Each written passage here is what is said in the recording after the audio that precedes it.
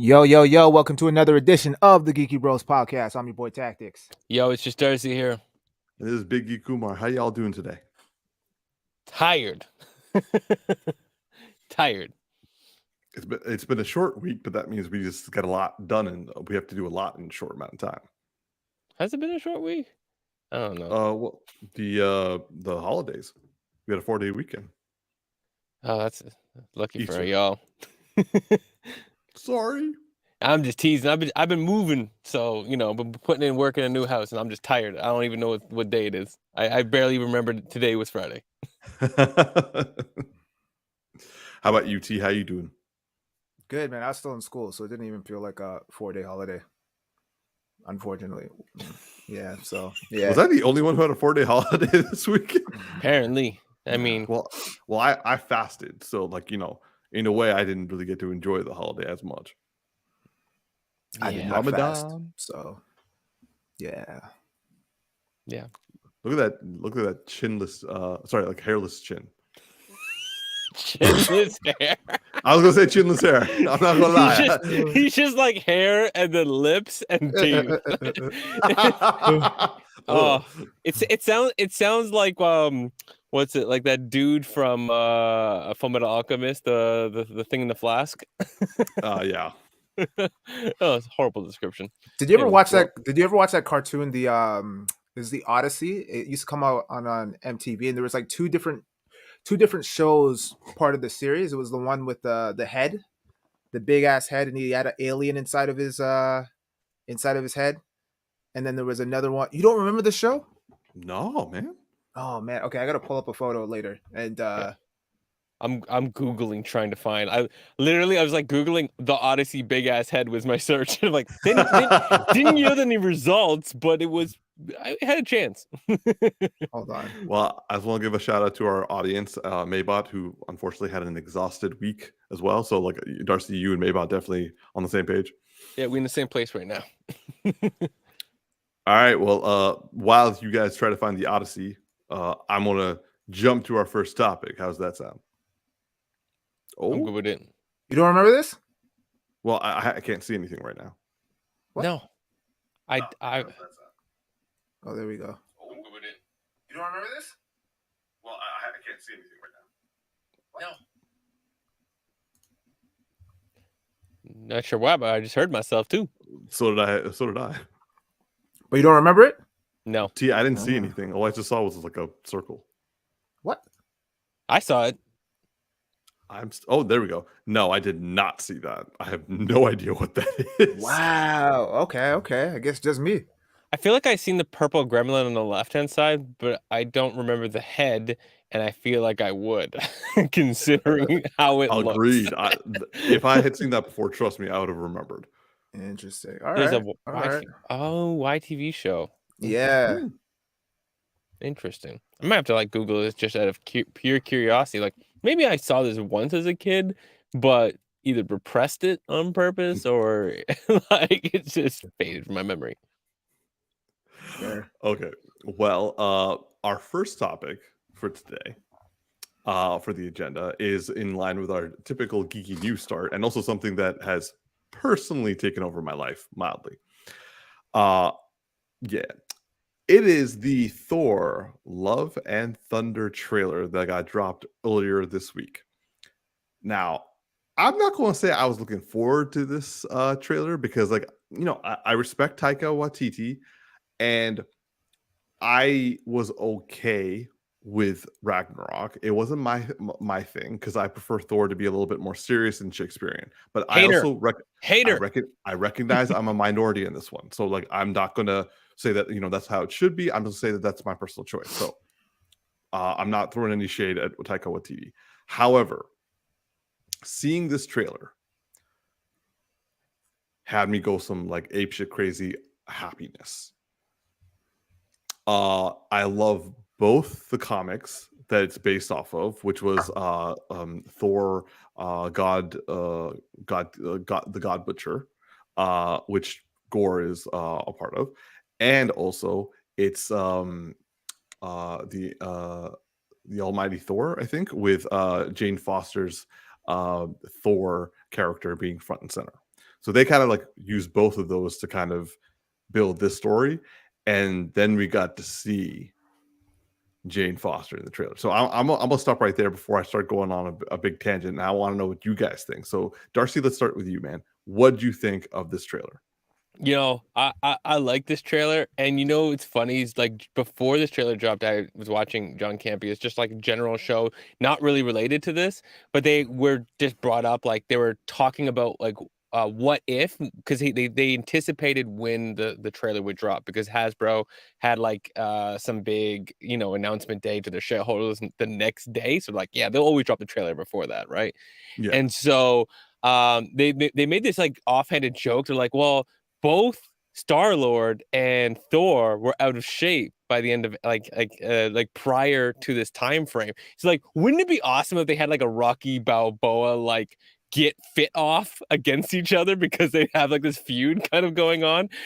And they started like saying all these ideas, and then we get to see Thor doing his like getting fit montage, and the whole dynamic, like this scene here is just amazing, where it's just like you just gotta look in the eyes of the people that you love, and then just like Hemsworth leaning into the frame, he's like get out of my way, man.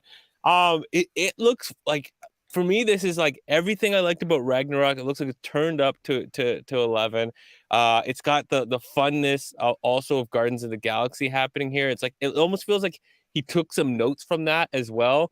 There's also a very, and they have it in the trailer, but it feels like even in the visuals, there's a very 80s like rock era happening, like in some of the visuals of like just the way he's like not giving a crap and like sitting on by a tree on like some random planet. Just something about it that makes me feel like that crazy like I don't know, just like glam rock era that was kind of like fun, like kind of weirdly throwing to what's the name of the show we just recently watched? It was really good. John Cena's recent show. Oh, Peacemaker. Yeah, Peacemaker. How he loves glam rock, and like it just kind of feels like they stole some notes from that in some kind of way. I don't know. It's just like it looks like a lot of fun. I'm looking forward to it. I don't know all the comic like references you just made, and like where all that's gonna go, but it looks like it's just like, okay, we did good with Ragnarok. People like Ragnarok. Let's go farther with that. Let's steal from the Guardians of the Galaxy a little bit here, because he's gonna be exploring. And then on top of that, let's as well, like, bring back Jane Foster and let her like how do I put this, like there's a lot that bad happened for the actress with the prior films, and so giving her a chance to actually like hopefully this is a love and enjoyment to be back in the Thor franchise and to be back in the MCU. So I'm just looking forward. Yeah, like look at this. How could you not be ready to enjoy this? It's like a Superman like fitness montage, but done stupid, like in a way that's enjoyable. Because like Superman be out here like bench pressing like like machines that are like meant to like crush planets, and then he's out here just like, what is he? What's on the end of these chains with his trucker hat? Like, this is gonna be a good film. I just know I'm gonna go in. I'm gonna go D-box. I'm gonna get all the popcorn I want. I'm gonna enjoy myself. It's gonna be a good time. How about you, T? Yeah, I like it.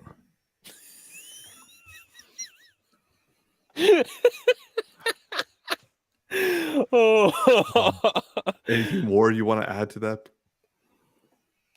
It looks fun. Next question. But seriously, bro, like what are your thoughts on it? Yeah, I like it. I enjoyed it. It looks fun. I can't really say much else, to be honest. It's Really? not. Yeah, I mean, it's not something that I was like overly anticipating. But I did like Thor Ragnarok, and I feel like this has a similar tone, and so I anticipate that I will enjoy it. But aside from that, I don't really know what to expect. I don't know who the villain is. Like I know who the villain is. I'm not familiar with the villain, so can't really get excited on that front.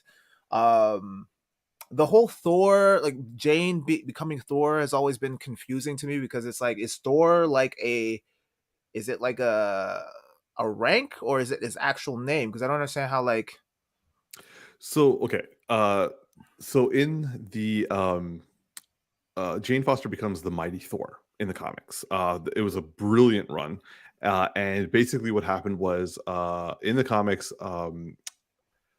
Thor basically heard something that changed his mind about things, and Mjolnir, he no longer became worthy of using Mjolnir, and so he called himself the Thor the Unworthy.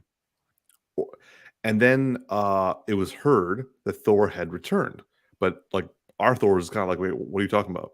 So he goes back to Earth and finds a female Thor kind of doing everything. And he eventually finds out that it's Jane Foster, and she was dying of cancer and was called to Mjolnir. And in the first movie, Odin had said, "Whoever be worthy, whoever hold this hammer, if he be worthy, shall possess the power of Thor." So apparently, Jane Foster is worthy, and she was able to pick up the hammer and became Thor. And so whenever she transformed into her female Thor body, her cancer would she would no longer have cancer. But whenever she would go like depower and go back to being a human, she was cancer ridden. So I understand that, but why not? Why isn't she called Mighty Jane instead of Mighty Thor? Like, so Thor believed that she was a worthy replacement of him, so he started going by the name Odin's son, and chose to bequeath his original name to Jane because she was worthy of carrying on his superhero persona. but isn't regardless of his power, isn't his name like Thor? Like, His name is Thor Odin's son, but because of the way the spell worked, it's kind of like another Thor would be created in essence. so if Loki was worthy, then he would become Thor, not Loki. He would become like Thor Loki sort of thing, yeah. Thor Loki? Or something along those lines. Like it's never happened, but like he would essentially take on those attributes. Yo, who wrote this shit?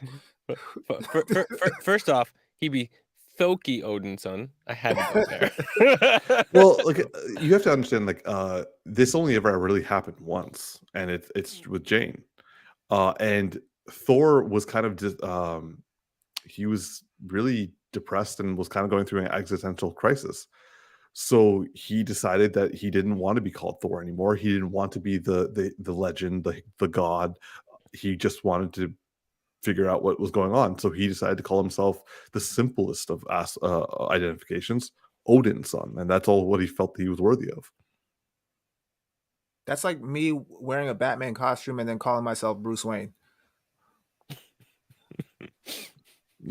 No, it would be more like Bruce Wayne, who believes himself to be Batman, gave you the cowl and says, "You're Batman now."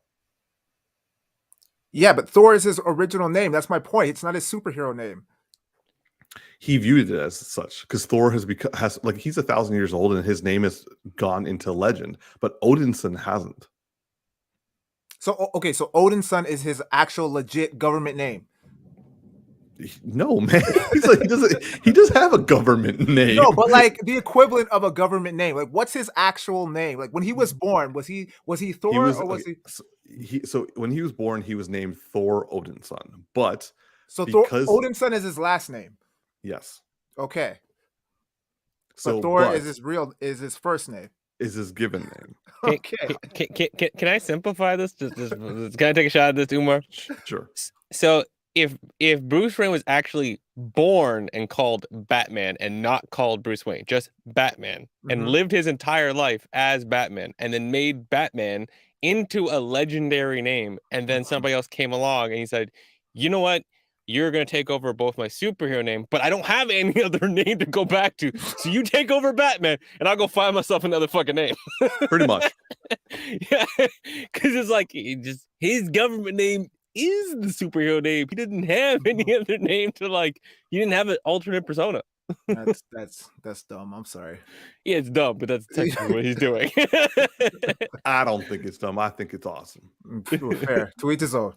Yeah, but also like the storyline was like she didn't go by Thor. It's just people were saying she was Thor because she was wielding the hammer, and then he said to her, "You're a worthy person to be it. In fact, you're more worthy than I am. So I don't even want to be called Thor anymore. I want to be called Odin's son. You can be the mighty Thor." And she was like, I don't know about that. But ultimately, my question is, I kind of want to know. Well, first of all, Natalie Portman looks dope as fuck. When is she not?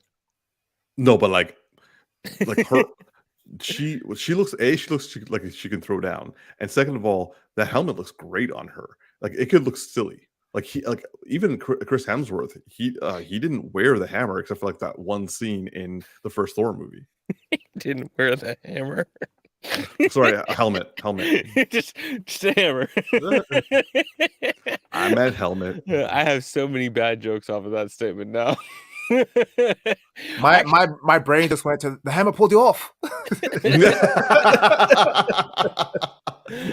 Oh, I actually have a serious Jane Foster question / like theory thing, which is like, so one thing I noticed, so one, I don't think they're just gonna bring her back and then she has cancer. I mean, like they could do that. That could be why they could explain why she hasn't been around this whole time. But I feel like that's probably not what Marvel's gonna want to do. I feel like that's a lot. That's a lot to like.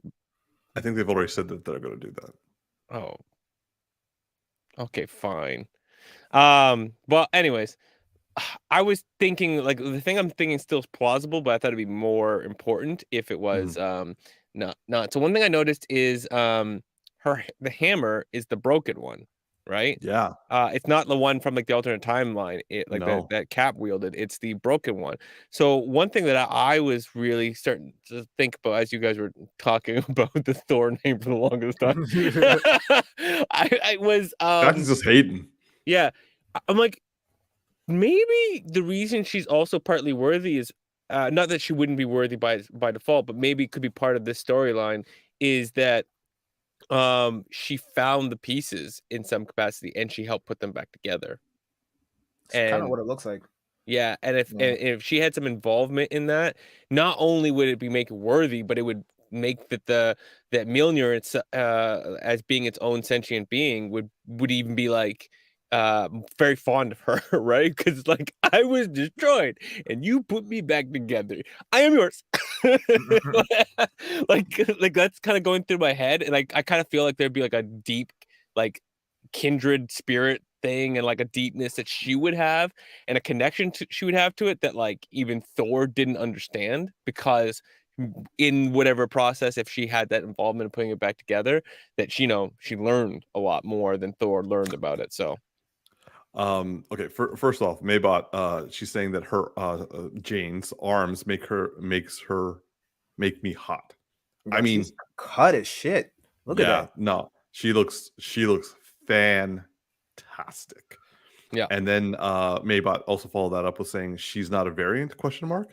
Okay, firstly, I don't think she's a variant. I think it's Jane Foster from like the first movie from the MCU timeline, or like the main timeline. If she is a variant, like that's going to be interesting. But I think what's going to happen is that she is the only other person worthy aside from Cap, and like she goes to Asgard or New Asgard because she has cancer and hoping that they might be able to cure her. And I think instead she just, because in Ragnarok, the hammer was destroyed where they settled for New Asgard.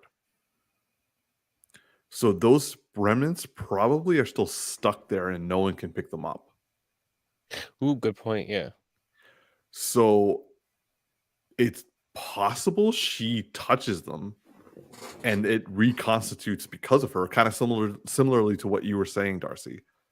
Or the fact that, like you said, no one can pick them up because they're too heavy, but she can literally pick one piece up and like without reconstitution, she could just bring them back together physically, and then it like forms its own connection. But like even just a literal like no one can pick up this little tiny piece. And she's like, okay. that alone would be like, and we see how this is going to work out. Yeah. So yeah, I think that's what I think is going to happen. Yeah. Okay. Yeah. I guess the cancer would really put her there because, other than like, yeah. Because I'm like, why else did she come across it? Why else did she go that direction? I just feel kind of bad. Like you bring her back and she's like dying. It's like we haven't seen you in a while, but we're gonna kind of write you in a way where it's like you kind of could always go. But that's kind of how it went in the comics, and I can't stress this enough. This that comic run is beloved. It's really well written, and the animation's on point. And I also could see Natalie Portman appreciating that from an acting perspective too, because it means you have very different sides of the character to be acting on, right? Like your human side is very nuanced, and then your superhero side is like the complete opposite. So yeah, I could see that. Yeah, okay. I'm getting on board, which sounds weird. I'm getting on board with the cancer thing. It's so wrong. How about you, T? Are you still unconvinced about what? About the way this hammer thing is going and her being called Thor? Oh, I was never not convinced. I thought you thought it was not cool. The name. No, just the name, bro. Just the name. That's the only thing. So you just want her to be called Jane? I don't care what she's called. I just find it weird that her name is also Thor. Like she just took the name. You can call her Lady Thor. I mean, if she's a variant, then yeah. I mean, it makes sense. Just like Lady Loki. No, but she's not a variant though. She is Jane Foster, but with the power of Thor. With the power of Thor, but she ain't Thor. See, Thor has the power of Thor, and Jane also has the power of Thor, and that's not a sexual reference. I couldn't help myself.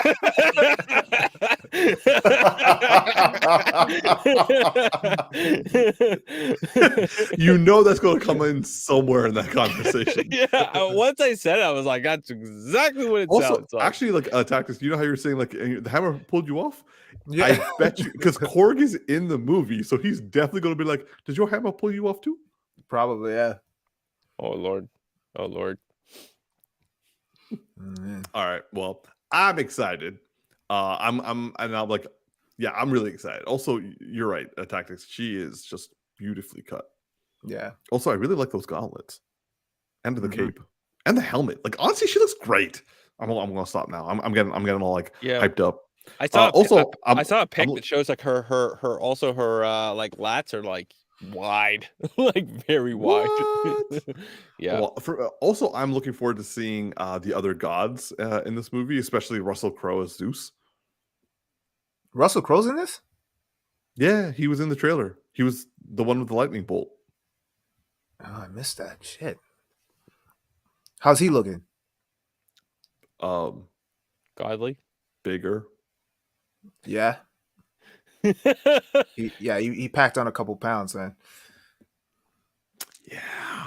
He's not Maximus anymore. Oh, well, he's Maximus, but yeah, he's Russell Crowe maximized. Yeah. Can I get that in a XXL?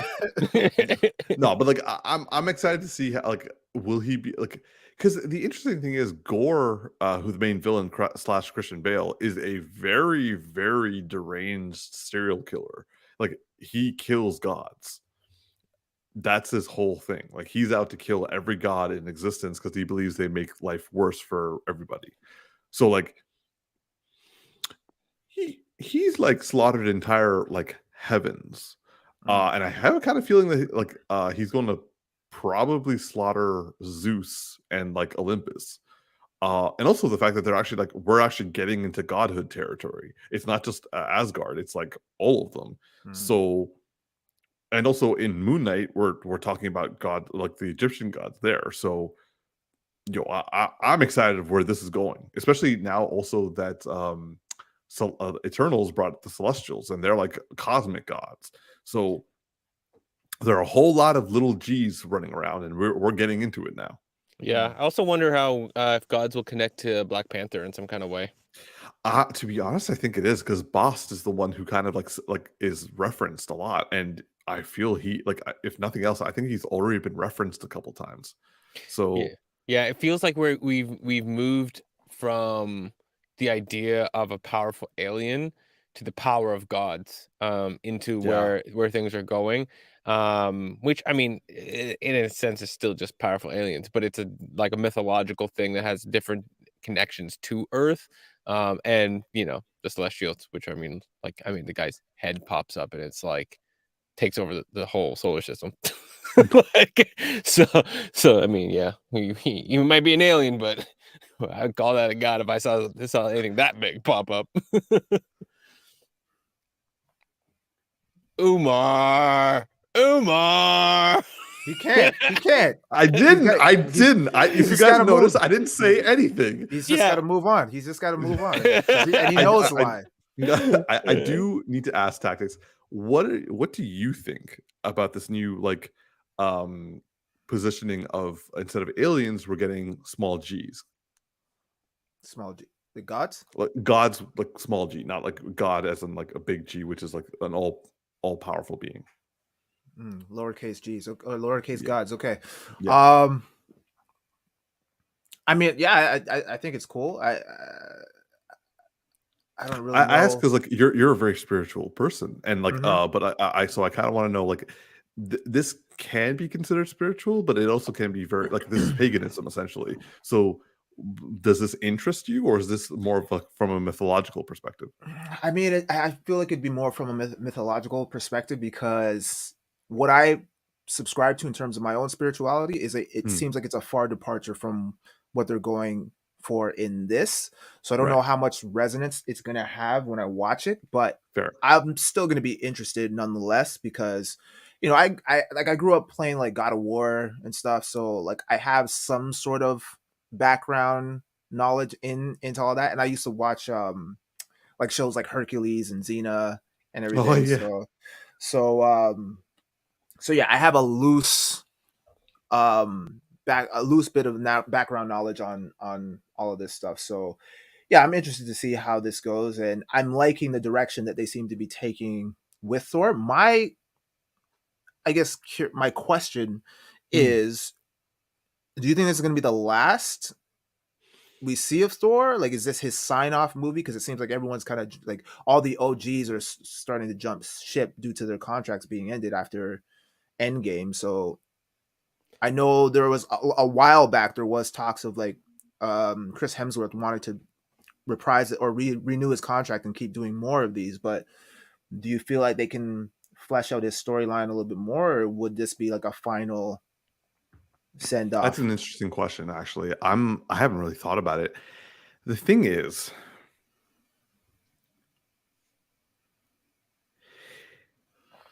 it wouldn't be a bad way to exit Chris Hemsworth because if they do a Lady Thor series, he can come back later on, but like Mm-hmm. he doesn't need to be the focus anymore.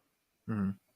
Um, and you're right because like Black Widow's out, Mm-hmm. Captain America's out, Iron Man's out, Hawkeye is out. Um, Hulk is in She-Hulk, but we don't know Mm-hmm. to what extent. We don't know what's going to happen after that. So he potentially could be out once She-Hulk gets involved.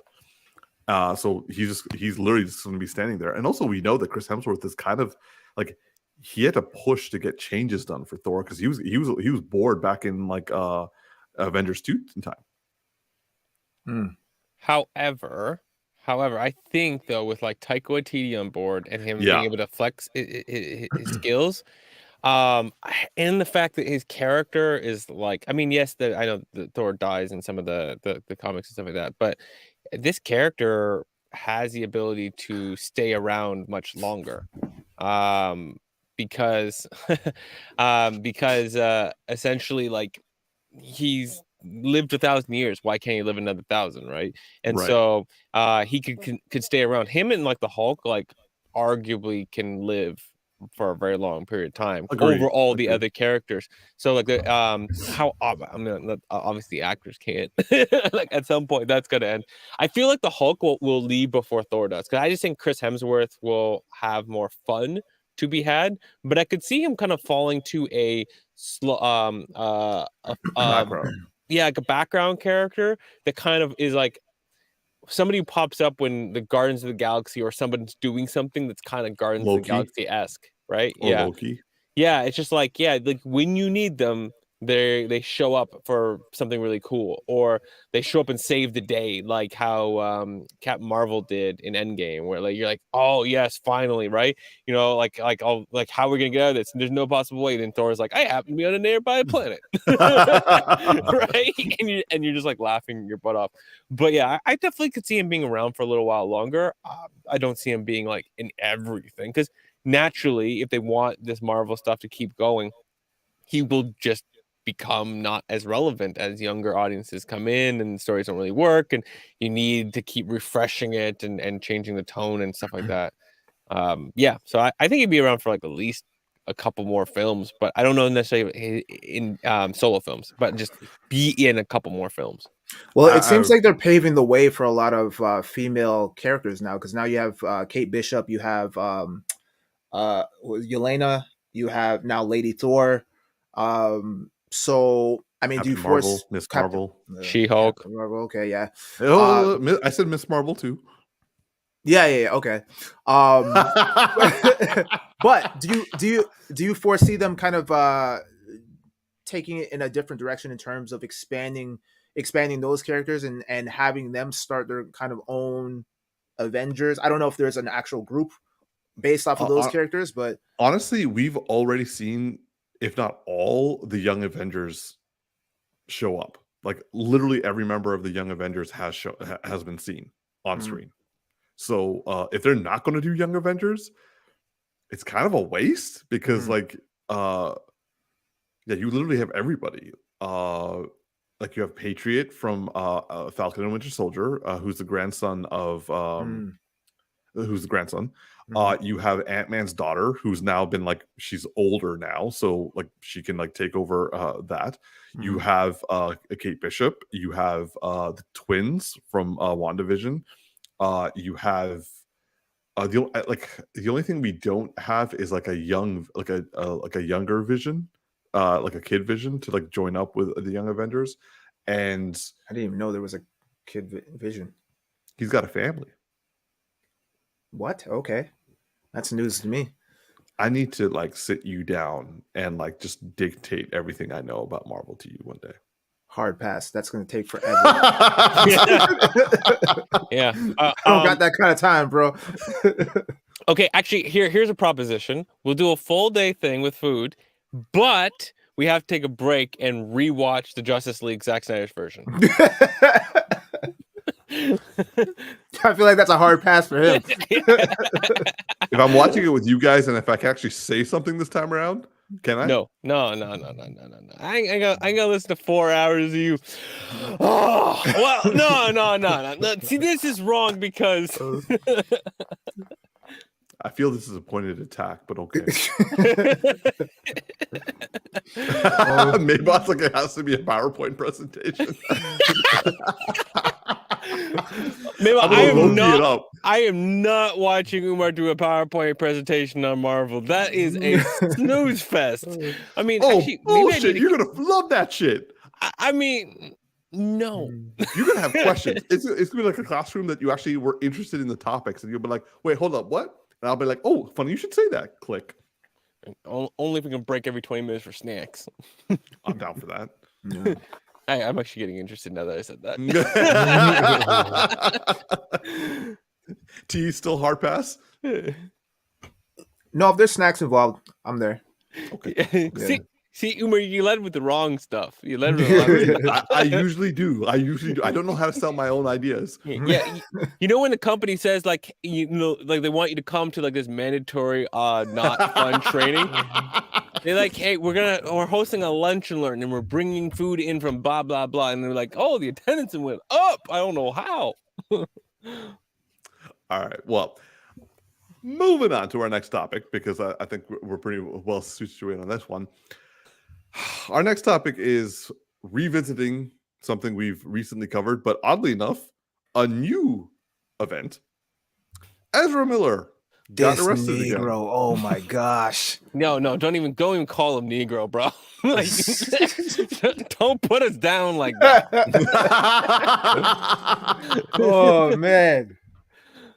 So Ezra Miller got arrested a second time in Hawaii. Oh, I think Literally- my second time in total. I'm like, are we at 4? No.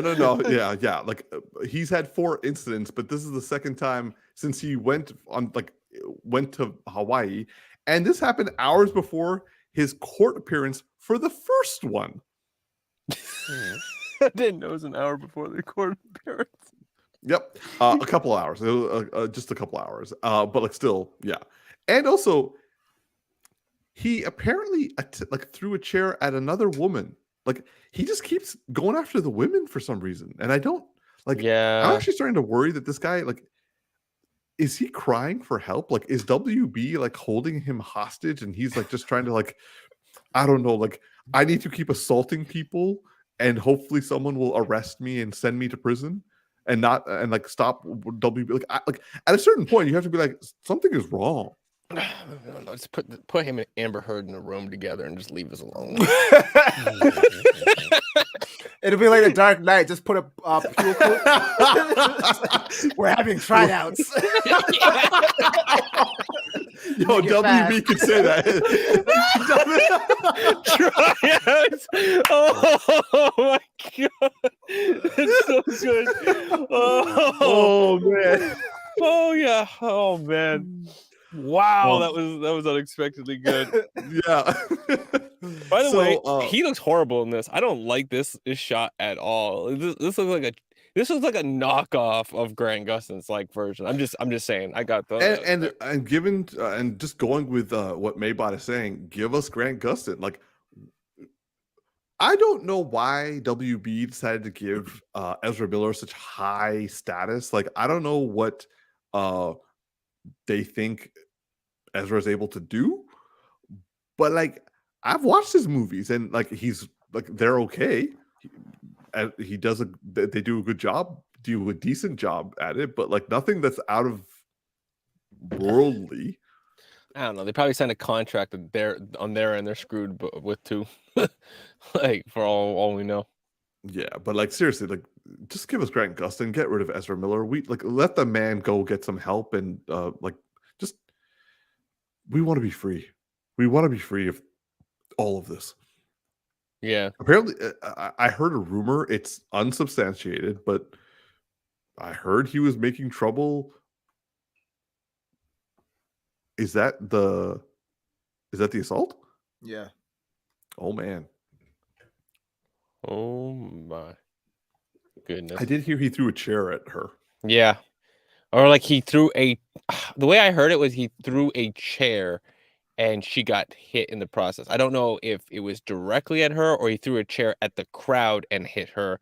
And what's the truth on that one? But anyway, I just but I mean, Will Smith is losing his Bright, a Netflix series. A bunch of something else is getting paused. He's no longer allowed to go to the academies for 10 years, and people are considering him to be a menace, or having such intense debates about the validity of what happened. This shit is come on now. This is ridiculous in comparison to what he did. He slapped one guy one time ever. Ezra Miller's, this is the 4th woman he's attacked. Yeah. Well, I mean, since you said ever, I have to say this. Will Smith has smacked one other person on camera before, and it wasn't a problem. You don't remember? You don't remember which one it was? The interviewer? That was that was. I mean, that was a justified one. If you go randomly walk up and try to kiss a person, don't matter your sexuality. You try to kiss a stranger and you get a smack. It's completely and 100% justified. Oh no, that was self-defense. Yeah, 100%. Yeah, no, I don't even count that because that's not even the same ballpark of what we're talking about. 100%. Yeah. So like, yeah, this shit just, we want Grant. I'm sure Grant wants to be a front and center. He's better. Like I believe in Grant. Ezra Miller, I'm just like, yeah, all right, you're there. Stop running the way you do. You know, I have a question, and it's gonna be a slightly upset and triggering one. So I'm just saying that up front. Yeah, you'll see why I say it in a second. So let's say WB sticks to their guns because that's what they do, Yeah. and they launched this movie. Now, what's his name? Oh my gosh, see, my name's Batman in this film, right? Michael Keaton. Michael Keaton, yeah. Do you think this movie will financially do well because of Michael Keaton? Because clearly, I don't think it'll do well because of Ezra Miller. No, either people don't. Absolutely, it's Michael Keaton. That's the thing. That's the thing that upsets me the most. Is because, like, one, I think that vast majority of people don't know who Ezra Miller is, even though they've seen the Justice League movie. Like, they still don't know, right? Yeah. And it's not like he wasn't like, oh my god, he stole the show. I can't wait to see a movie from him. Like, no one's really sitting around thinking that. And then, the people who do know who he is know what's going on. Because I mean, how could you have 4 assaults and not have heard about one of them at this point? So I mean, like, I don't think that he is going to drive ticket sales. So the thing that would frustrate me is that they drive ticket sales, and he benefits, right? Like WB doesn't learn anything from this, because I don't want a movie Mike Keaton's in to fail, but I kind of want this movie to fail, like if it comes out, you know what I'm saying? Or I just want the Michael Keaton cut. No, like I agree with you. Like,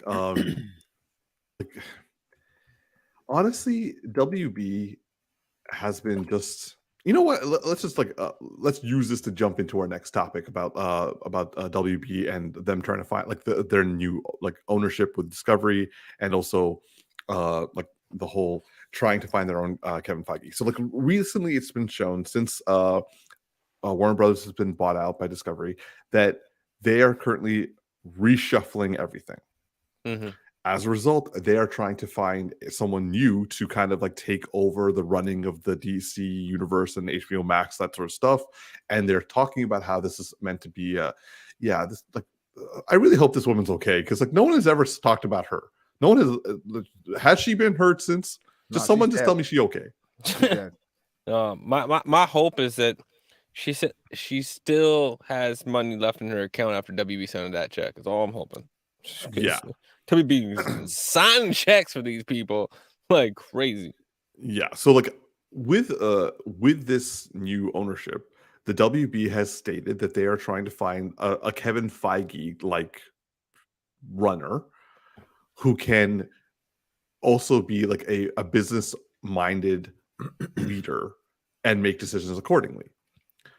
See, that worries me, because kind of like what you were just saying, Darcy, like if they're banking on Ezra Miller and Michael Keaton combo, and they don't want to like spend the money to like replace Ezra Miller, so like they're just trying to like make like, but I'm like, if you're paying people to be quiet, and if you're paying for his legal fees, at a certain point, when does this justify just getting rid of him entirely? Like, how far does this have to go, or how many times does this have to happen for? Well, one thing though, like, you can't put that on Discovery because he's been beating people up before Discovery. No, agreed. I'm just saying, it's like this is a kind of a nice transition to what I wanted to talk about, like Discovery, because like Discovery is talking about a business mindset. Now that worries me, because Kevin Feige, while obviously focusing on like the financial gains and also what's best for Marvel Studios, he also gives people what they want. He understands the character, he understands the role, the importance, and he is able to deliver on it because he's trying to make the fans happy. He's not trying to just meet a quota. And I would say that the problem with the DCEU, and I like Tactix and I were talking about this earlier, is that DC or Warner Brothers never really understood the characters and then started depicting them in like flashy ways, but without substance, or without the substance that made the characters beloved. Warner Brothers has the entirety of all of their characters to utilize, like their A, B, C, D level characters, and they've been shitting the bed. Marvel had access to like their C level like C, D level characters and kicked it out of the park because they stayed true to like what makes each character great. It made them into A-level characters. Exactly. Yeah. But like DC has their A-level characters and they literally don't know what they're doing with it. Yeah. Like I would say I would argue that with Batman, at least you can say they do know what they're doing about it. They keep changing things up every now and again, but like Matt Reeves has proved that like you're able to do it. But I mean, Superman is problematic. Wonder Woman's all right. Aquaman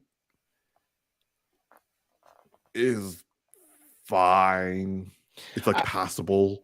Here's the thing. I think that overall the DCU is trash, regardless of certain characters being good. My only worry with the Discovery is that Matt Reeves, the Batman, could get trashed in the process. Because their desire to want a Kevin Feige makes complete sense, but how does Matt Reeves fit into that? They either have kind of one of two paths that they can go. They can either make everything revolve around Kevin Feige, or sorry, Kevin. Make everything sorry. They're Kevin Feige make everything revolve around Matt Reeves, or they're going to like. So there's three paths. One is they make everything revolve around Matt Reeves, and they build the universe from there because it's a good film and it's doing well. Or they have two separated kind of universes. Matt Reeves does his thing, and they have like other stuff that's kind of in this world of like, oh, they're one-offs and they're kind of like their own thing, and then they build their DCEU main storyline. But if that's confusing and the person's like thinks that, or it's not very good from a business sense because they can't, like, one thing that's really good about Kevin Feige and the Marvel Studios is that they build the engine, they build the resources that get shared amongst multiple things, and that helps move things along, like the production studios and the editing and like their access to like CGI and stuff like that. If what Matt Reeves is doing is so fundamentally different than this other thing and it doesn't really help like run the business very well, they might can it because it doesn't work very well, or they might just let Matt Reeves do his thing and nobody else gets a pass like that. I'm just worried that like we lose Matt Reeves. I don't truly care for a sequel to the Joker, but you know, I could see that there's financial sense in doing a sequel to the Joker and having like space for that kind of thing, like having a few unique stories by a few unique directors. But I do want like a nice DCEU, and I do want a Kevin Feige to come in and get this stuff right and trash everything else and bring back Henry Cavill if you can bring him back in a new context. Just get like not the same character, new character, the same actor if it's possible. Because I love the guy and I think he was great, and if it's possible. But yeah, trash everything else. I don't care. I don't care for nothing else. Like, yeah, we could bring back Wonder Woman, the actor, if you want to. I don't care though. Either way. Okay, I'm gonna come to you in a second, Tactix, because I want to ask you something. But like, just going back to what you said, Darcy, because I would say that a business-oriented leader would want to see the success of the Batman, and the Batman was like the budget was like around like I think 200 million, and it made 750 million worldwide. Yeah, so far. And they switched it to streaming now, and we'll see what they gain in terms of streaming numbers because of that movie. Yeah, so like I don't know what Warner Brothers considers to be a success, but like that's not a small amount. Like that's especially in COVID times. Like I think that's like a fairly good turnout. It's like a 200% return. Yeah, so like I would hope that they would recognize that like the fans are happy, the critics are happy, and also they showed it by keep coming back. So Tactix, I kind of want to come to you. Like, what do you think about someone business oriented coming over to take over the DCEU for Warner Brothers? Do you think that would be beneficial, or do you think that that's like more trouble? I feel like we need someone. I feel like we need Kevin Feige, not a Kevin Feige type or a business oriented person, because for me, my worry is that they're only going to be concerned about the dollars and not catering to what the fans want, right? And I think there can be a nice healthy blend between the two in terms of, yeah, you want there to be monetary value in the stuff that you're putting out, but at the same time, you also want to make sure that it's at least 80% authentic to what from the material that you're pulling from, right? Otherwise, you're going to have this divide and it's not going to go anywhere. And we've seen this time and time again with what DC has given us, with like that of Green Lantern, with Suicide Squad, the first Man, I one, forgot about that. all of that stuff, right? So obviously those things don't work. And I think what makes Marvel, or what has made the MCU work so great, is that they had a plan from the beginning. Since Iron Man, they had a plan for how they wanted to, or a vision for how they foresaw this whole MCU unfolding.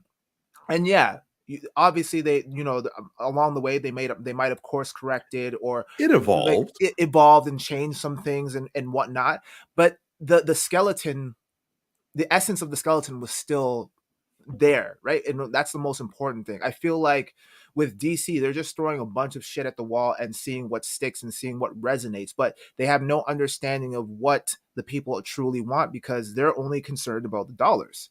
And the dollars will only get you so far. And it's been proven through studio interference that that shit just doesn't work. You have to let people, especially directors who are passionate about the project and actually understand the characters, like you were saying, Umar, and also understand the vision and the essence of what these characters bring to the table, and let them do their shit. Like I feel like studios should have learned their lesson well in advance already, not to interfere with the creative vision, not to interfere with the creative process. Let people do what they got to do. You know what I mean? And so I will say that Marvel has been known of interfering a lot. It's just that, it worked for them. fair, okay, but I mean, is it on the same level that WB and DC? Yeah, then No, I mean, that's a one step further. Yeah. Because WB like interferes from a perspective of like fear or doing things like they do other WB movies, right? It's all about a reaction to what they think is going to make an ROI. And when Marvel interferes, they're saying, no, there are larger visions. This, you can't take the story here because we have something else. And they're like, well, you're limiting me. Yes, but we are setting up something grander and you have to be a part of that. You have to be a cog in that wheel. And if you can't be, then we can't let you make that movie, right? And it's a very different reason to interfere, because we maybe could have got a better X movie, but we wouldn't have got a better universe for it. I want to make one more point, because I mentioned this off air when you and me were having this discussion, Umar, in terms of the relevance and the resonance between Marvel and its characters, and how I feel like I was asking you, or I was stating, in terms of like the Justice League and Batman and Man of Steel and all those movies.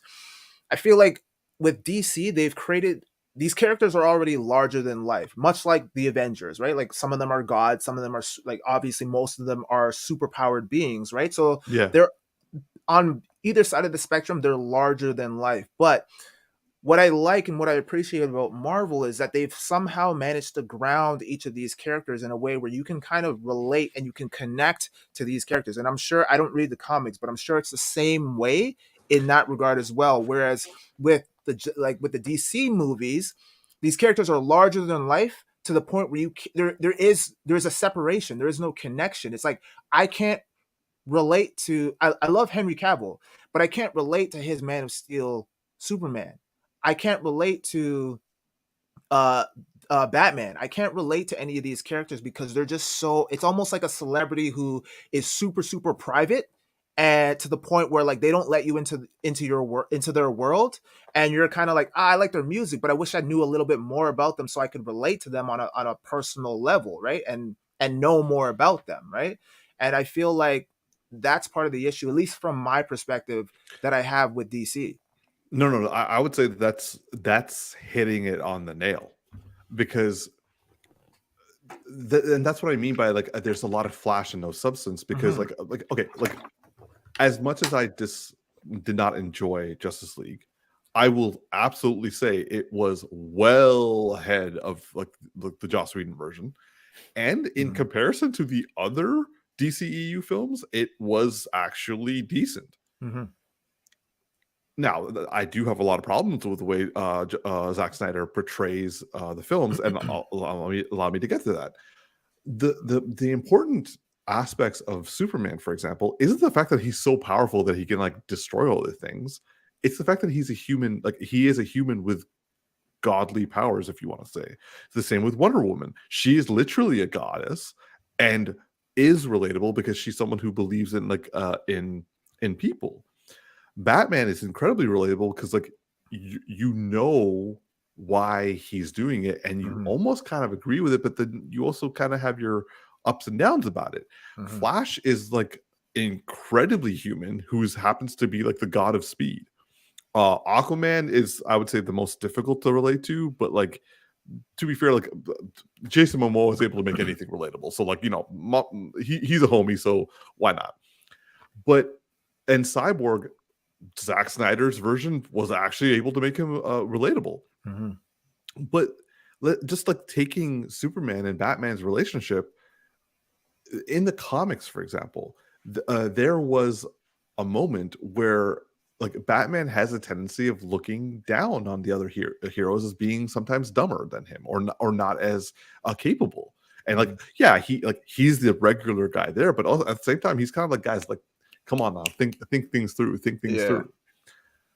But like one time him and Superman were working together in the comics and he's talking to Clark. He calls him Clark. He's talking to Clark kind of like, hey man, I need you to take care of this because like I'm kind of dealing with this stuff.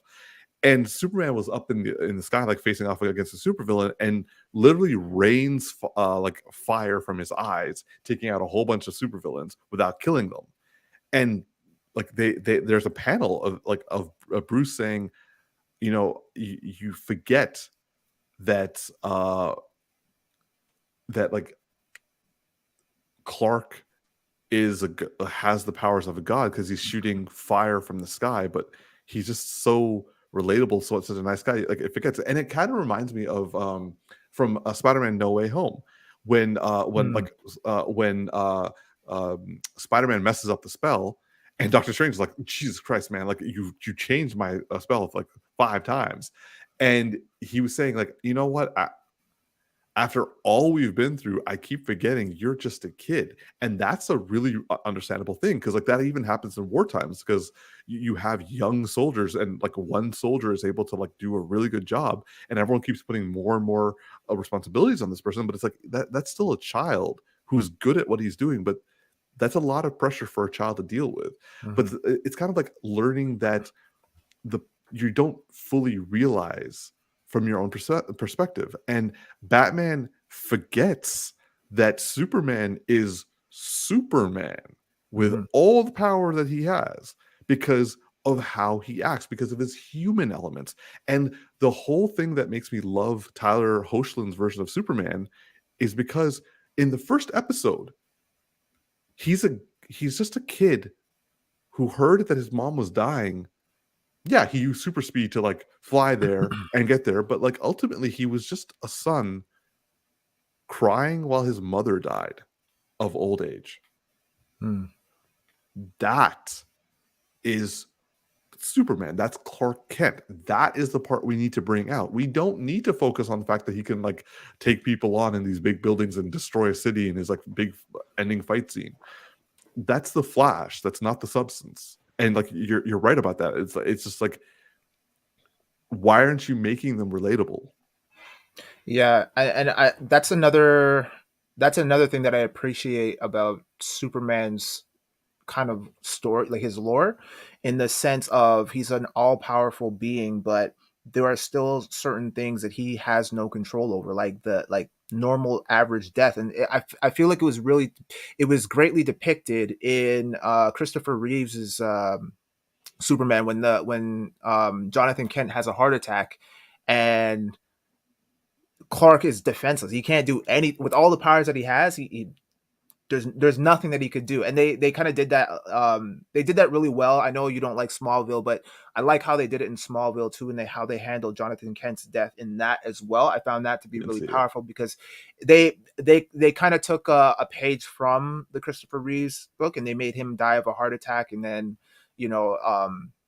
Clark having to deal with that grief and that loss of losing his father and not being able to do anything about it, considering despite the fact that he has all these super abilities, right? So it makes it more relatable, and you connect more with the character as opposed to just having him, like I said, be this larger than life super powered being that you're just kind of like, okay, yeah, you're cool and everything, but that, like, I'm not an 8-year-old kid anymore, man. Like, you got to give me more substance than just flash, so yeah. And you're right about in like BVS, like you couldn't understand where Batman was coming from because you couldn't. He just was like randomly angry, and then he was randomly fine. And like so to your point though, like I feel like what you were saying about Batman in terms of how he forgets that Superman is who he is. I feel like with Zack Snyder's direction, like given what he did with Batman and the whole, it was kind of random how he just had this hatred for Superman, like it was kind of shoehorned in. But I feel like there could have been a good movie in y'all there. Forget what happened at the beginning of the film? But yeah, but again, that okay, he's but that he's was literally defending Earth. He's defending Earth. Yeah, and again, that felt like a tack on. Like it was like tacked on because they were trying to introduce Batman and give it some sort of logic as to how they can connect. Yeah, a reason for them to connect the what's the comic book it's based off of, the Dark Knight. The Dark Knight Returns. Yeah, so they're trying to connect that, and it just felt forced. But I feel like with Umar is saying in terms of how Batman forgets sometimes that Superman is this like all powerful being, I feel like if they had played up, if they'd somehow had a way to introduce that as well as the tension that was built in the beginning, because then I could kind of get behind his reasoning for why he initially hated Superman, and then he's like, oh, I realized, okay, you're like not really who I thought you were. And I know they did that to a certain extent, but I felt like no, they didn't. It was stupid. It needed to be fleshed out a little bit more, as opposed to just throwing in the, oh, Martha, and okay, now there's that connection there. I will agree that I don't think his reasoning was random. I just don't agree with that statement, but I agree that it wasn't well thought out. In that, if Batman is who he's supposed to be, I know they're trying to say, well, he's older and he's like war torn and doesn't care, but I'm like, yeah, but he wouldn't stop being a detective. And he would understand, like, he was fighting from one side. And I think if they wanted to, let's say they did the same exact thing, but they really should have made it less about him being mad and more about him investigating him and being very cautious and more like, how do I put this? More than he's worried that Lex Luthor is going to actually be able to get his human points and turn him because people, which is why that shit was random. Actually, I have a random rewrite coming in my head for BVS. Let me just spit this out. So if it was more that so Batman looks into it at first, maybe his first initial reaction, he's mad about the fact that his building was blown up, his people were killed, 100%, right? But he looks into it and he finds, okay, Superman was defending, but he's very careless, right? And so he's upset about that, and he starts investigating it and figures out, he's Clark Kent, right? Nobody else knows this. He figures it out. He's Clark Kent, right? So boom, we now know he's a great detective, right? Nobody else knows this. He knows this. And so then what you do with the story is you make it more like he's testing him, and he's not actually he's not mad at him. He's testing him to see if he's fallible, right? And then you introduce Lex Luthor, and he's trying to see how easily could he be manipulated. He still believes he's a threat, but he's trying to see if he's an immediate threat, or it's the whole concept back to when Batman says they find out Batman has the kryptonite for everybody, and they're like, he's like, I would do it again. If you don't see the problem in this, then I'm not gonna be involved with you guys. And so you do it more like that, where he's trying to see the weakness and to see whether or not he should make him an ally, or if he should take him take him out in some capacity, not necessarily kill him, but something to the effect of he needs to find out where this could go, but he's doing it from a detective's perspective and testing him and creating situations. And then it's actually Superman who is the one who's getting mad with him because he's investigating him, and he's got powers. He can also tell what's going on because he's also a detective, and then they are maybe both detecting each other, but not because he thinks Batman's bad because Batman's bad for like people are in jail, not because that reason, more because he's being followed. And maybe Batman's so good. Maybe Batman's so good at following him that even Superman can't fully find him. Right? Like he's like keeping an eye on him, and then when he tries to use like his X-ray vision, he can't find Batman, and he's like, "What the fuck?" And it's like that kind of thing. Kind of like a really crazy cat and mouse chase that leads to a point of Lex Luthor trying to make him fallible, and something good comes of it. Anyway, sorry, I had to get that out of my head because I just rewrote the movie, and I feel like I made it better. T, you were gonna say something? Yeah, I like that idea. Only thing, and this isn't something that you said, but I would do exactly what you just said, but then take out the fight between him and Superman, and then set that up for a later time, and actually pull from the actual storyline from the comics where there's similar to like Civil War, like how they have that disagreement, and Superman now has to be like he becomes somewhat of a pawn for the government, and now he's on the opposing side of the superheroes, and then that causes a rift. Like he's policing superheroes. Yes, like I feel like that whole the whole contention between Batman and Superman was so forced, and like, don't get me wrong, like in the moment it was great to see because I never thought we would ever see that, like, and they set that up years ago in I Am Legend, and then to see it come to fruition was amazing. But I feel like from a story perspective, I think that they should have just kept that in the back burner and like have that fleshed out, and then maybe not end it the way it ended in the comic book, like have them, fight and then come to an agreement, and then continue building off of that to set up for Darkseid, just like how the MCU was setting up for Thanos. Yeah, we can honestly, we could spend days talking, coming up with I kind of Maybot was joking, but I would totally give her or any of you guys the control of Warner Brothers, DCEU, because at least it will make sense. At least there will be some truth to the character. But ultimately, Warner Brothers, like you said, Tactix, there's a disconnect. They don't understand the audience. And Maybot was saying earlier that it's a disservice to the fans. Yeah. And I may be incredibly naive when it comes to business, but I feel if you have a product that people want and you make it for the people that want it, it's going to sell. Maybe I'm wrong. But I think so. Just to play devil's advocate, it takes a lot of money to make these movies, and yes, $200 million, for the Batman. That's a lot of money to put up. So agreed. From another standpoint, I can understand. It's like me giving you money for a business that you want to start, and hoping that I'm gonna get a return on my investment, kind of thing. I'm not saying they need to start finding some random person off the street and give them a chance, but I was just joking when I was coming to us, but there are good directors out there, there are good writers out there are people who've written more authentic stuff, and WB has gone for the flashier stuff, the more damaged the more fight oriented. Yes, Marvel has also done the fight aspects too, always in the third act sort of thing. But there's always been true to character. Yes, I would argue with certain characters they've changed it up.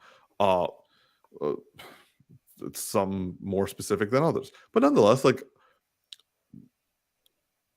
yes, okay. Actually, what Maybot just said, they need to find someone who loves DC, but the investors or the person who's in charge. Or Discovery. Discovery's in charge, and they need to create the department, which is what they say they're doing. which is like the way Discovery would essentially work is like they have Discovery, but then they have like HGTV and like I can't think of the other one right now. Anyway, Life Network, whatever one, right? And then they need to basically go to like what DC is and say there's somebody in head of DC that runs the DC division of television or Yes. sorry, media. Yes. And okay, there is no doubt in my mind that Kevin Feige loves Marvel. It could be a varying degree, but like he loves the comic books to enough that he wanted to make it his whole life and like bank like literally everything on it. Like you can't just do that if you just have like a passing interest. Well, yeah, he's been around since X-Men, right? He's been around since- Wasn't he involved in the X-Men movies? Was he? I didn't know that. That's what I don't think he heard. was. Regardless, like you're right about it needing to be someone who understands them, because if you're thinking of it from a business perspective, right? Like, Oh, he was. yeah, He was associate producer. Yeah. If you're thinking about it from just a pure business perspective, right? I want to create, let's say you're going back from Discovery's perspective and you want to create HGTV, right? You want to create a network, a television network solely around the concept of homes, right? You could grab somebody who just knows how to run television.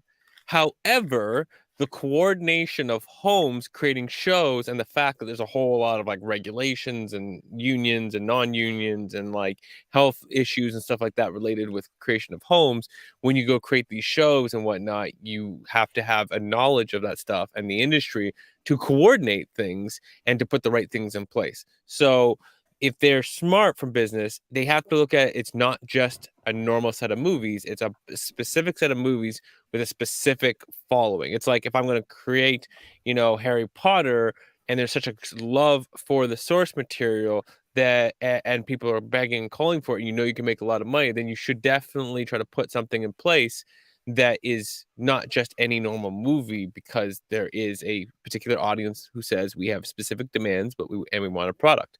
So it only just makes sense to say you need somebody who is smart, like what they're saying with Kevin Feige. Like you need somebody who knows the business. They can't just know comics. That's not that would fail. But you need also somebody who understands the product that you are selling, because it has a whole lot of nuances that the customers expect and have proven over many years now that we have not been happy with product. Unfortunately, sometimes not proving it financially. Yeah, and I would say that like I'm as much to blame as the next man, because like I do go see the movies. Like I saw BVS twice. I paid for it twice. Like you know how I feel about that movie. And also the same with like all the other ones. But like ultimately, those films, like while they made a financial like return, they've never been able to do as well as Marvel. And just like with what Lucasfilms did with the Star Wars sequels, they definitely pandered and like got fan reactions and then changed movies entirely and changed directors at the same time. So like I agree that I agree with Maybot. She hit it. They have to actually love DC, and you can honestly, Green Lantern, you can do a great job. We have the technology for it. Hell, we have blueprints for it. We have comic books and animated movies and cartoons, like animated series. There's enough there for us to translate into live action.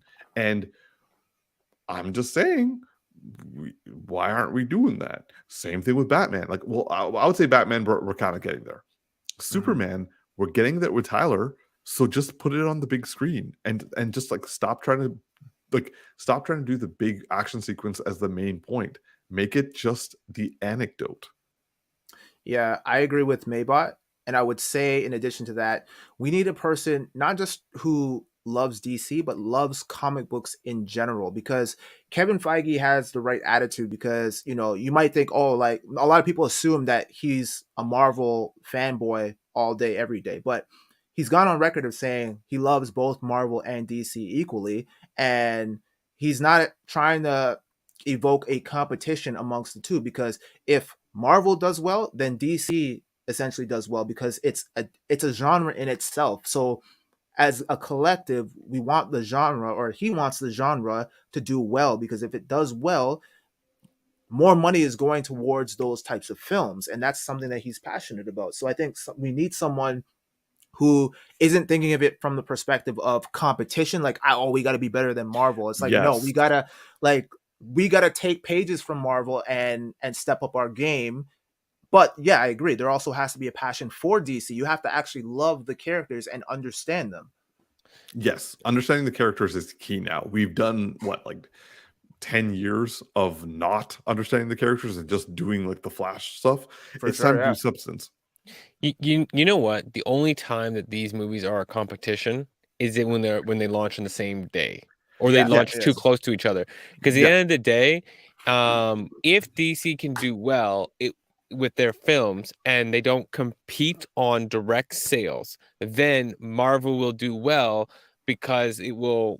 I mean, like, there's a chance that, like, hero fatigue, but if they're doing all really amazing things and they're different all, like, throughout the year, and every month you're getting an awesome dope movie, it might fatigue you, but if they're really that good, they probably won't fatigue you, and it will keep everything going. And DC does something that Marvel isn't doing, it's going to inspire Marvel to maybe go, we should be a little more adventurous over in here in this side of storytelling. We're not doing enough of this. Like, Yeah. I know Matt Reeves, the Batman, has got people on Marvel going like, "Ooh, Yeah. okay, Yeah, okay, yeah. maybe maybe we'll go get some bad lenses next time around." But that's the thing, though. I want there to be some separation, though. Like, I want the format I want them to follow a similar format in terms of having a vision. But I like that there's a distinction. Like, I like that Marvel has its own kind of tone. Oh, and then now with Matt Reeves and the tone that he's established, I feel like, it's whatever you're feeling at that moment, because then there is no competition. Yeah, like, obviously you wouldn't want like the Batman going up against like a Marvel movie on the same day, right? Spread them out. But agreed. then at least, even if you spread them out, you have two different types of movies, but all within the same genre. And I like that. Yeah. And Marvel would never copy, but they could be inspired by, and it could enhance things, right? Like you could see, I'm trying to think of what Marvel movie, but like you could see one of them adding darker tones, maybe potentially to a little bit, but not like the same storyline or anything like to that effect. It's just more like trying to take on some of the, like, oh, that cinematography was really inspirational. Yeah. Maybe we should try a little this, not a lot of it, because it's not the same movie. But it's just like in enhancing each other. But yeah, I mean, they both need to do well. It'd be great. Agreed. Yeah, I think, like, for like my final point on this is that right now what we have is Marvel is carrying the load. They're the ones that are giving us consistent good content. Now, I would also say we're getting spoiled by Marvel to the point that, like, now we have TV series and movies, and we can actually frankly pick and choose in terms of Marvel. It's like, oh, I'm not really big into Thor, but I love me some Captain America, or like I love WandaVision, but like I'm kind of tired of the whole Avengers thing right now. Like people can pick and choose. People, like, they can choose their own like franchises within Marvel, and we haven't even included the Fantastic Four or X-Men yet. Like, that's just going to like blow things up even more. With DC, they literally are all the same. Like, people are just like, I guess, or yeah, that was fun at most. The Batman was an actual divisive film that people are arguing about, and that's good. There is, like, it's critically acclaimed, it's made money, and it's something that people are arguing about. That's art.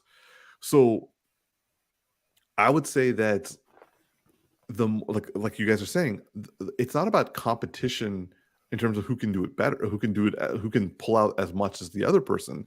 It's about, let's put out the best version of what we want that will make the fans happy, that will also like the critics, and also like will say something, because like Marvel is saying something. like with WandaVision and Falcon and Winter Soldier and like we got grief and Loki was about self-love and Falcon and Winter Soldier was about like civil rights and police brutality. They're saying something. I didn't get anything out of anything that came out of like the DCEU. Like the Batman, I definitely got some stuff out of there. There are a lot of undertones that you can like talk about. But like Wonder Woman had some good things here and there. But Aquaman, I would say there were racist undertones that were not intentional. Shazam was just fun. But like again, like we're not really. There's nothing deep there. I think it's easier to hone in on tones when it's a series versus a movie, because all the ones that you listed True. were TV series, right? So true. But like Endgame. What would you say is the so Endgame was like basically 6 people dealing with trauma. Okay, yeah. Because like Cap, like you could see how all of them reacted to trauma differently. Yeah, there are definitely elements in there like sprinkled in, but I feel like with the TV, they don't have time to like go as in depth. Yeah, and I will agree with that. But like, I mean, No Way Home, like we definitely got like, because the thing is they're building off it. Sorry, I just hit my mic. Like they're able to build, so they're able to like even the films are able to tell a story of some kind. Right. Yeah. With DCEU, there's nothing going on there. Like they shoved in stuff from BVS when they didn't have to. They just like should have made a second Superman film that had elements of Batman in it, and then do BB. But whatever. I don't know. So that's the thing, and there's so much substance that's available to them. Like I like, as you were saying that, I remember in one of the Justice League episodes with remember that episode with Ace when Ace is died, or is it Ace from the Royal Flush Gang? And she's dying, and Batman just sits on the swing with her and waits with her as she passes, and then he walks. Like that scene was so touching, man. And I'm like they need some of that in the live action movies, man. And like one of the complaints I've heard about diehard fans about the Batman is the fact that like we and I will agree to this. We have been waiting for a Batman film that basically puts Kevin Conroy's Batman, the animated series character, on screen. That's tough shoes to fill, though, man. Like, look how long it took us to get to as close to Christopher Reeves, and you guys are referring. You're basically saying that what's his name, Tyler Hoechlin. Yeah, is like he's the closest to that. But like, look how long it took. Like, no, absolutely, it is something to. But like, we have done a lot of Batman. Like the studio has done a lot of Batman. So we still haven't gotten that. However, Christopher Reeves and Tyler Hoechlin have both given us the Superman we've wanted. So there have been 2 versions of that, while Batman has not had one version of the Kevin Conroy. I feel like we're gonna hit it at some point. No, agreed. We're getting there, but we haven't. It hasn't happened yet. Fair. So my point is like, it's not like they don't have, like WB owns all the animated series. It's their product. And you saw the animated movies got worse. Yeah, they did. Because they stopped doing what they was working before. Yeah. So they need to kind of start going backwards, oddly enough. Yeah. I mean, WB stands for We Bullshit. Facts. I think that's a perfect place to end off at. True. All right. Well, this has been another edition of the Geeky Bros Podcast. We want to thank you once again for tuning in, whether you're watching it on YouTube or listening to it on, I was going to say Shazam, but not on Shazam, on Spotify. And tune in next week every Friday at 6 p.m. And I'm your boy Tactix. Eastern Standard Time. Yeah. I'm your boy Tactix. It's just Darcy here. And this is Big Geek Umar. Live long and prosper, y'all. Peace. Every time. Show those pearly whites, bro. Yeah, there it is.